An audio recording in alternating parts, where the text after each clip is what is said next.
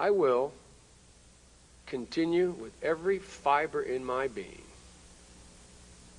to keep America involved with troops that can shoot and kill to protect the rights of the Albanians wherever they reside in the Balkans. That we have finished our job in the region.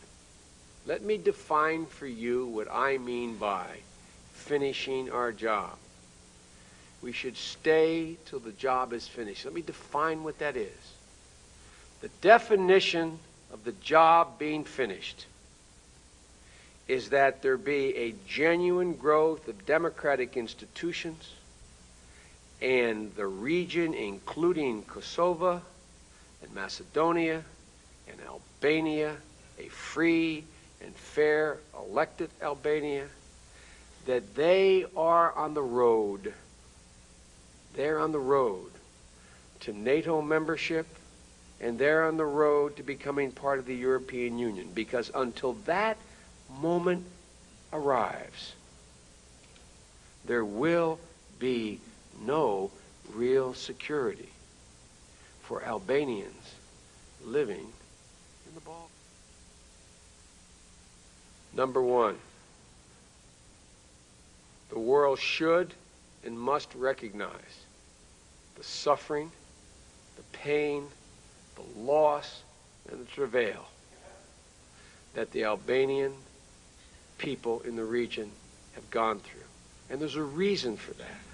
It's not merely my desire to see exposed those who perpetrated what I consider to be war crimes.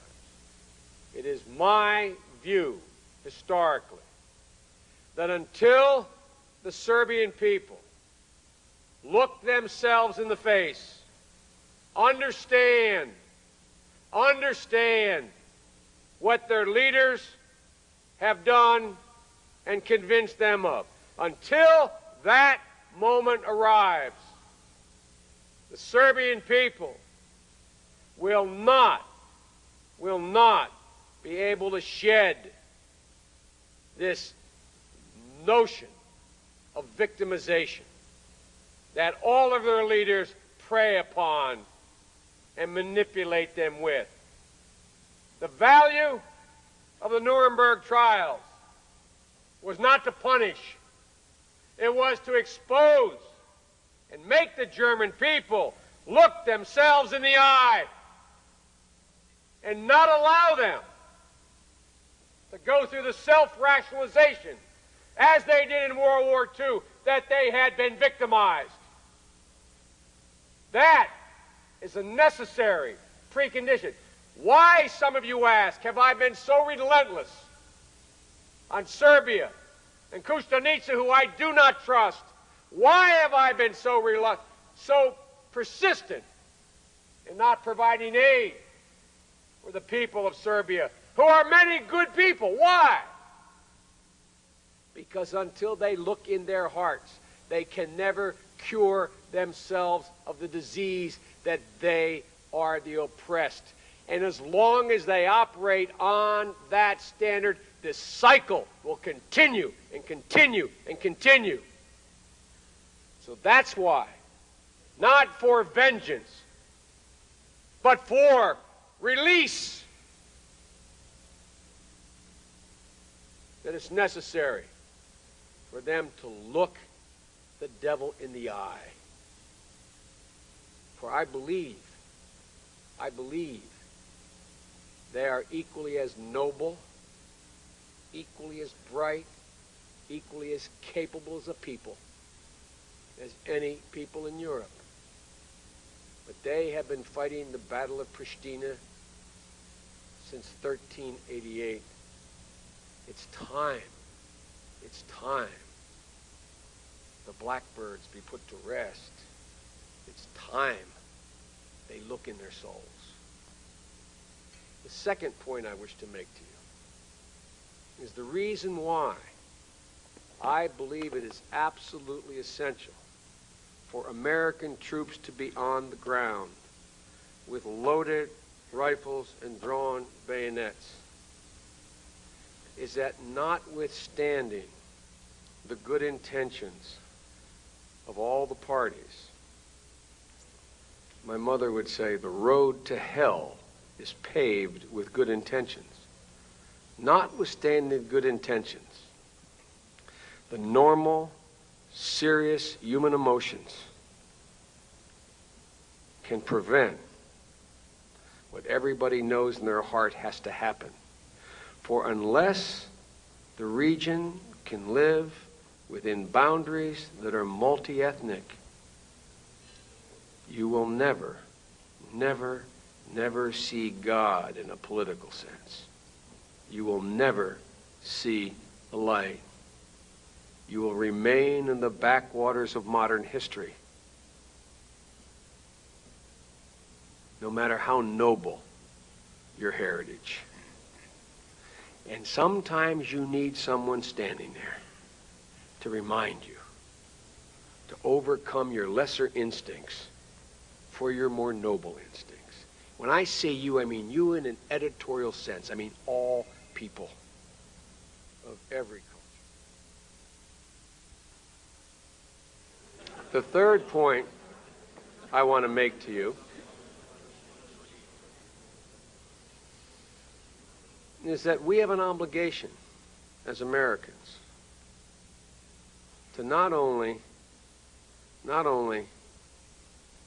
stay, but to remain invested for our own safety's sake. For the United States cannot remain secure in the world without a secure and stable Europe. And Europe cannot be stable without finally having Southeast Europe become a stable part of that world. So it's in our own naked self-interest beyond the pure dictates of human decency to stay involved.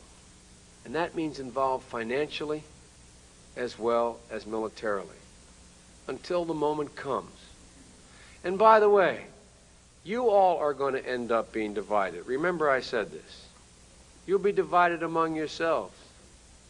You will begin to reflect the necessary divisions that will take place in Kosova among Albanians. I don't mean fighting. I mean political disagreement.